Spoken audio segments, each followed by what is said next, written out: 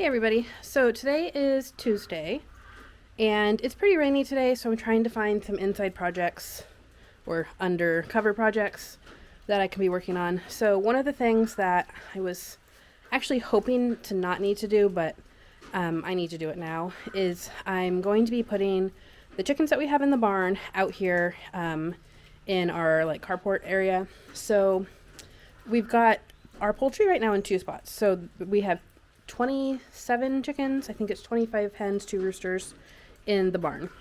And they were chicks that we bought last summer. And we've had them in the barn this whole time. And I had put them in the barn all winter because I was afraid that they were going to be too small and they were going to get too cold outside. But they've been fine. They've been overwintering. I hadn't quite decided what to do with them for this summer. I actually didn't want them in this space because I actually want to turn this back into a carport. You can see we've got our other cars here. That's our truck. And so it's a 3-bay carport. And one of the bays I'm using for poultry. So I've been kind of up in the air about what to do with them. Ideally, in the future, they will be not in a stationary kind of coop situation. I want to do the chicken tractor and get them out in the fields, but I'm not ready for that yet. And I also have ducks. So the reason why we're using this carport as a poultry area is that I've got mostly my ducks in here. So I've got the 10 Anconas and I've got the 2 boys in boy duck jail behind me. If you have ducks, you know that boy ducks can be jerks, like incredibly rude. So I've got them back here. They're fine. It's just I have 8 hens, 2 drakes.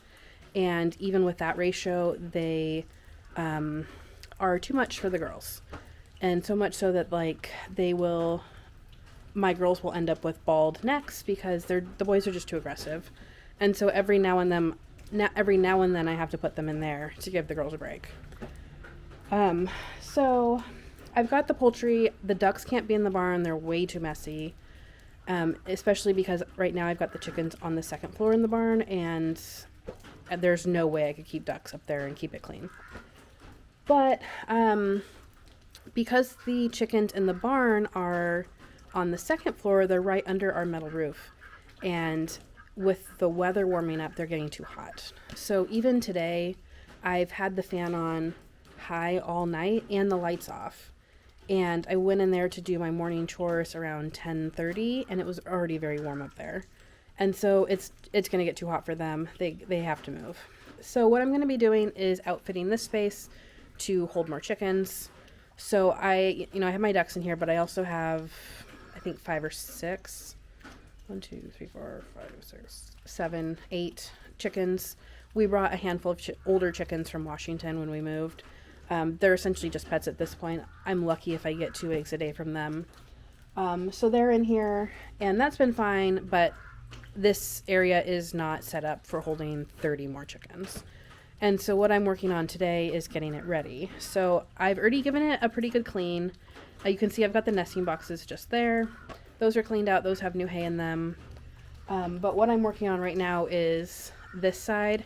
You can see I have an old ladder hanging up.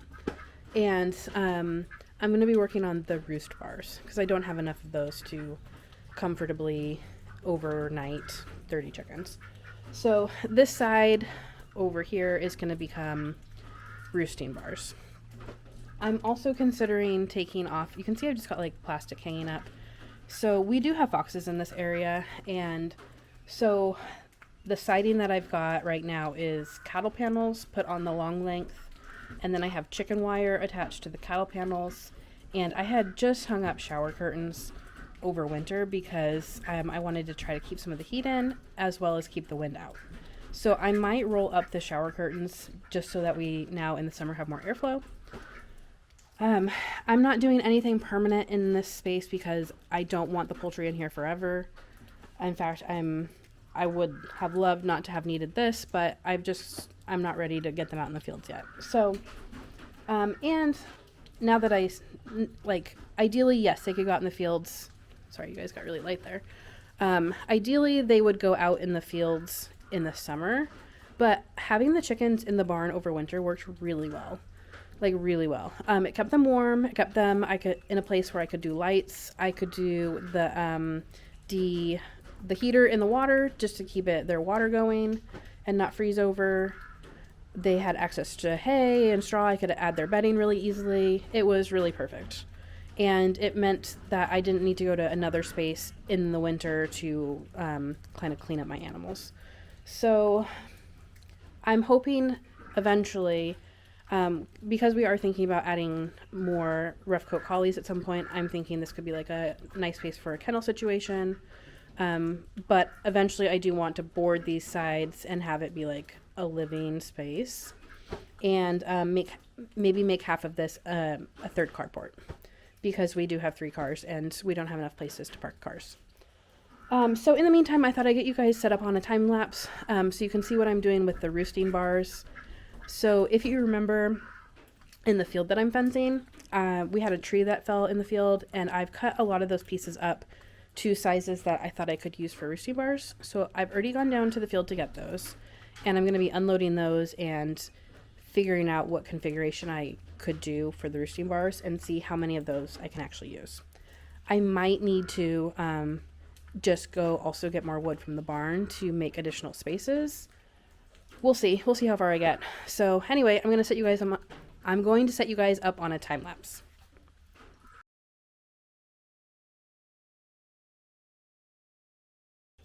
Okay, so I've played a little bit around with the branches, and I don't really love it. So I'm thinking I'll still use the branches as the roosting bars, but I think I'll go get lumber for the supports. So with the branches, it was just too uneven, and I didn't think it was going to be really secure enough to have those as the supports. So, and I didn't have enough that were long enough. I only had 2. And that's not going to be enough anyway. So I was thinking, instead of just doing 2 branches as the supports and then some lumber, I'll just do all lumber for the supports and then do all branches for the roosting bars. So now I need to go to the barn and find some pieces of wood for that. Okay, so I went to the barn and I got some boards, and I like it a lot better than the branches. So you can see there's 2 of them. And I've got 1 behind me here. So I found 3. I could make another one if I need to. It's just I might have to cut up a nicer piece of wood, and I don't want to do that. So I'm going to see. I think 3 will be enough. I'm going to work on seeing how far I need to space them out. And I also brought my, I always call it a screwdriver. I know that's not really the name for it. The charger for that, because I need to charge that up while I work on figuring out the layout for this. So I'm going to put you guys back on time lapse, and so you can see the process of how I'm getting this set up.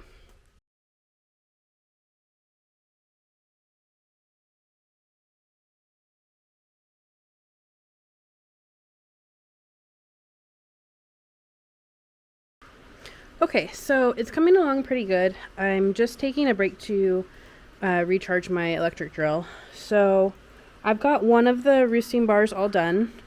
There is one spot where I've got the longest screw that I have is 3 inches, and some of these branches are a little bit wider than that. So I'm going to either need to attach the top roost on the right side was too thick. So I'm either going to need to I might have some nails laying around that will work for that, or maybe I can attach it with a rope. But some of the branches that I'm going to be using for this second row are thicker than the first row, so I might just need to go find some nails that will work for this. But it's coming along really fast. So this first rung has 5, and I tried to space them out so that the chickens won't have a hard time jumping up. And with keeping in mind that I am going to be clipping their wings when they move in here, just because the outside portion of this area has, the fence is only about 1.5 feet high because the ducks don't jump it, and most of the chickens currently do stay in, but I have 2 hens and a rooster that like to jump it and go on walkabouts around my yard, which is not the worst thing right now, but when I have my garden spaces in the front yard, I don't want the chickens coming over and ruining my garden.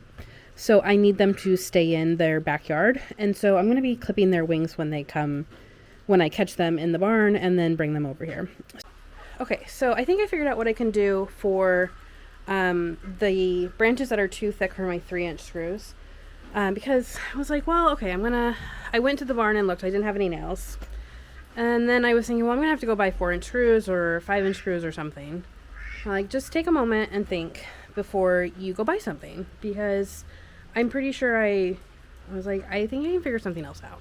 So I did. What I'm going to try is to use my, I think this is a half inch, yep, drill bit, and drill down into the branch a little bit. And so then I can use my screw with some washers and secure it just fine.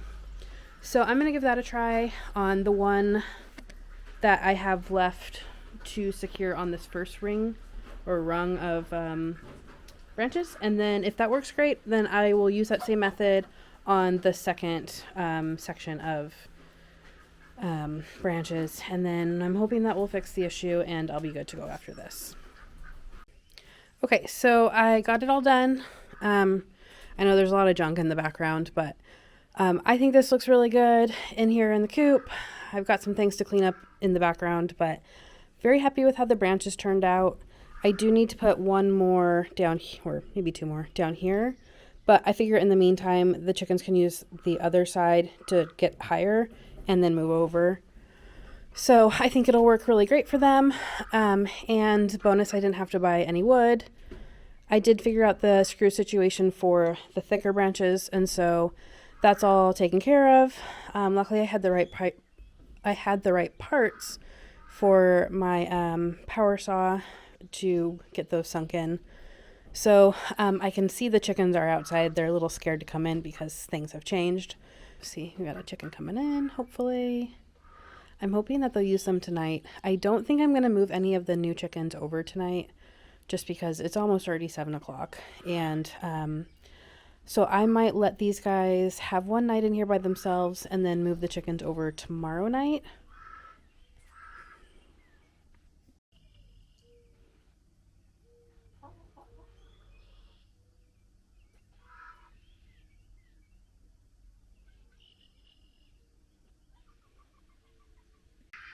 Okay, so I thought since I'm right here next to where the seedlings are, I thought I'd come and check on them. It was really warm in there earlier today. So I've got a lot of the starts here. I'm going to lower you down a little bit. Things are doing pretty good. I'm trying not to rush, but some of the trays don't have things coming up, or like this one, for example. You can see is very clearly like half of the tray did not come up, which is 2 types of seeds. So I'm kind of wondering how long I should give things before I just give up and start those over. But like obviously these ones are doing really well, and then there's nothing over here. So I don't know, maybe I'll do that later this week or this weekend. But like you can see like right here I've got 2 loofahs coming up. But I did 2 rows of loofah, so just trying to decide how long I should wait. So I have been trying to start at least 1 more tray every day.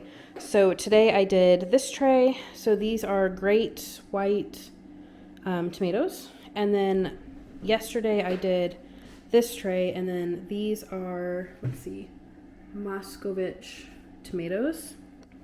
So working on the tomatoes. After tomatoes, I'm going to start doing some of the vegetables.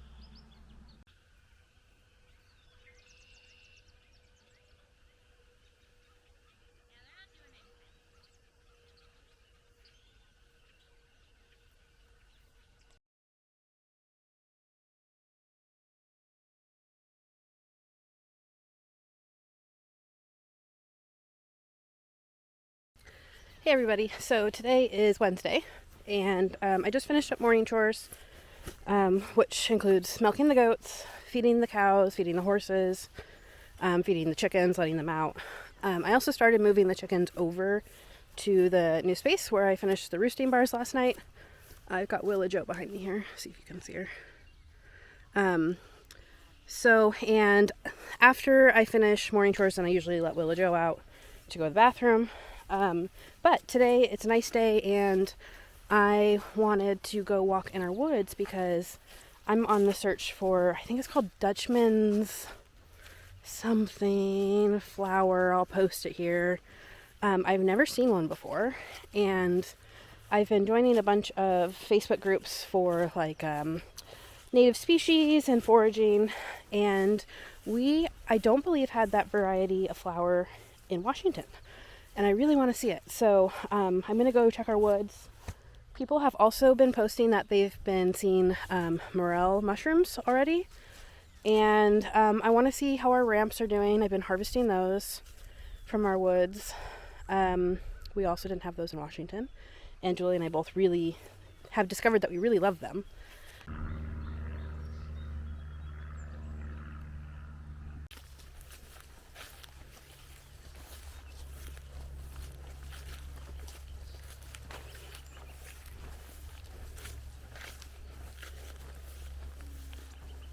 So I've been trying really hard to change my mindset this spring, because I feel like when I was growing up, it was just kind of ingrained in us that dandelions are a weed, a nasty weed, and they must come up, and you must, put chemicals in your lawn to kill them. And I'm trying to change my mindset about that.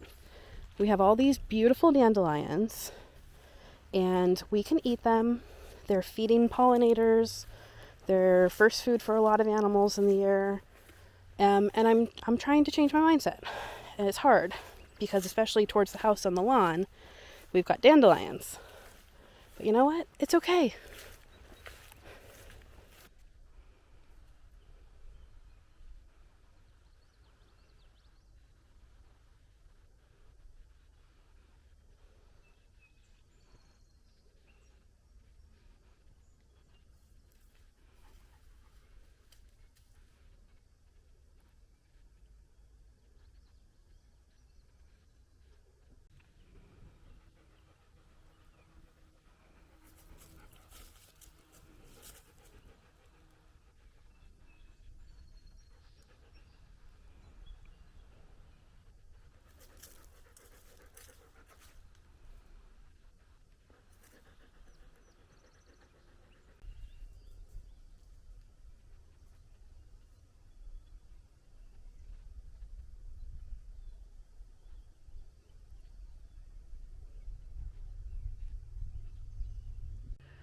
Okay, so I just spotted my first Trillium. Very excited about that.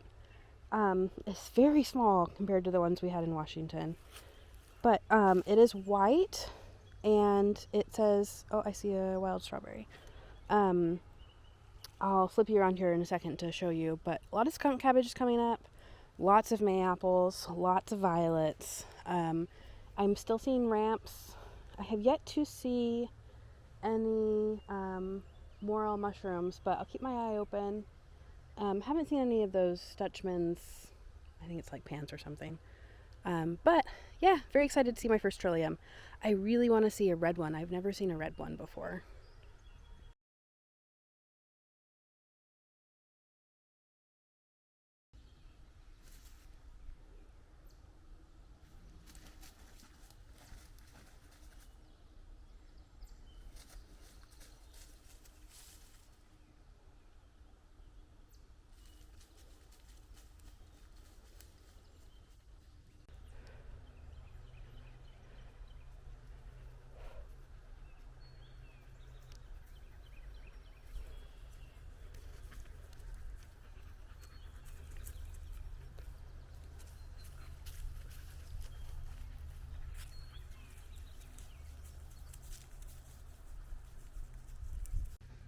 Okay, so just got out of the woods. Really happy with how that went.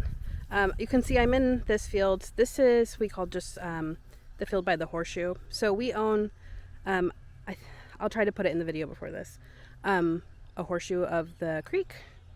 And so this field has kind of like a cliff to the horseshoe on it. And so we just always say, like, you want to go to the horseshoe. And this is the field. I just mowed this, a couple of weeks ago now. It looks really good. So last year it did not get mowed at all. And so it was really high and had a lot of weeds coming up. And so I mowed it just a few weeks ago, and it's already got a lot of new growth. It looks really good. It took me probably, like, on the lawnmower, it took me about 6 hours to mow. It's not a big field, but our lawnmower is very slow, and I had to come down over a few days. I see a lot of yarrow coming up. There was quite a bit of milkweed coming up last year, and so that's why I wanted to try to mow it really early, because nothing was really coming up. It was just a lot of the dead stuff. And so I saw some trout lilies a couple weeks ago in this field, so I see a lot of violets. I just wanted to kind of give it a good restart. Okay, so did not see any red trillium in the woods. I saw a lot of white trillium, and I took some photos of my Plant ID app of all the flowers that I saw, but I'm going to read off some of the things that I saw. Willa is especially pooped. She's right there. Anytime I remotely stop now, she finds the shadiest spot and lays down because she's tired. She found quite a few chipmunks to chase in the woods. So, okay. I saw white trillium, downy yellow violet, striped cream violet, wood anemone windflowers, Michigan lily, wild blue phlox, garlic mustard, cutleaf toothwort, bitter crusses, blue cohosh. And then I saw white trillium, spring beauty, barren strawberry avens, wild sarsaparilla, which is wild licorice. And I didn't see any today, but I have also, a couple weeks ago, we saw, oh gosh, what were they called? They're one of the spring ephemerals. I'll have to look it up. I still have, oh gosh, what do I want to do today? I have quite a bit of mowing that I want to do, need to do, which I really hate, because eventually I want to get rid of a lot of the grass near the house because I don't want to spend my life sitting on a lawnmower to burn fossil fuels, killing an invasive species. So, and I am making quite a bit of garden space already this year. It's been rainy, it's been warm, and the grass is just coming up. And honestly, I would have to mow for a couple hours every day just to keep up with it. So I can't waste that much of my time. But here we are, and I need to mow. Come on, Willow Joe.